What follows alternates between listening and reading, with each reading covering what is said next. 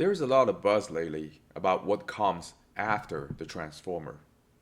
Research papers tout new architectures like state space models, Hyena, or other novel designs, promising to surpass transformers on certain benchmarks.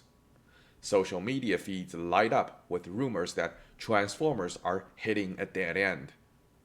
Yet at the same time, these same transformers have dominated everything from language model to image generation to protein folding for years. They're entrenched in massive production systems at Google, Microsoft, and countless startups. Despite murmurs of a pending transformer killer, the technology remains the workhorse of modern AI.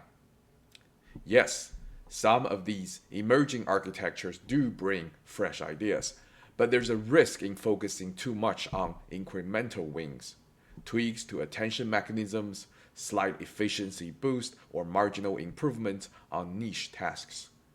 This narrow obsession can obscure more fundamental questions about how AI should evolve. When research energy fixates on immediate gains or the field risking missing opportunities for true paradigm shifts, like building better work models that capture how the physical world actually works. Even if the incremental changes help shave off compute cost or push a benchmark a bit higher, they rarely spur the kind of leap we saw when neural networks displaced traditional feature engineering or when transformers appended RNNs. Richard Gabriel's idea of worse is better explains why a solution that isn't theoretically perfect can still dominate in the real world. Simplicity, generality, and sheer momentum often trump elegant but cumbersome designs. Transformers exemplify this principle. They might not be tailored to every domain, but they are versatile and scale beautifully, so the industry keeps doubling down on them.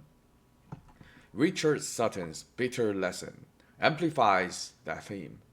Big gains in AI comes from methods that leverage massive compute and data rather than painstakingly human design tricks. Transformers flourish precisely because they scale. Replacing them with a newer approach that doesn't embrace scale might stall or fail to outperform them in practice. In other words, a new model has to beat Transformer at their own game, raw data plus compute, before it can dethrone them. Transformers are also no longer just large text models. They handle images, audio, and even robotic control signals. From vision transformers that rival CNN to multimodal models like GPT-4 that accept text and images, they're colorized nearly every major corner of AI.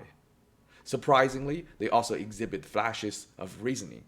Chain of thought, prompting, and in context learning show that Transformer can parse complex instructions, link multiple steps logically, and even adapt to new tasks mid inference. This isn't some trivial pattern matching. It hints that transformers operate like portable, general purpose computers embedded in their own layers. When a single architecture masters chatbots, code generation, speech recognition, and more, it becomes the default.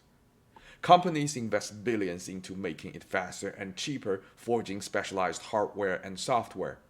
That kind of momentum builds a moat around the transformer, making small improvements to alternatives look insufficient, unless a challenger can outperform a fundamental paradigm shifting way. With that said, transformers will likely remain the backbone of AI for the foreseeable future. They're versatile, well understood, and backed by a massive global ecosystem. A better architecture might exist, but it must offer more than incremental gains to unseat such an entrenched standard.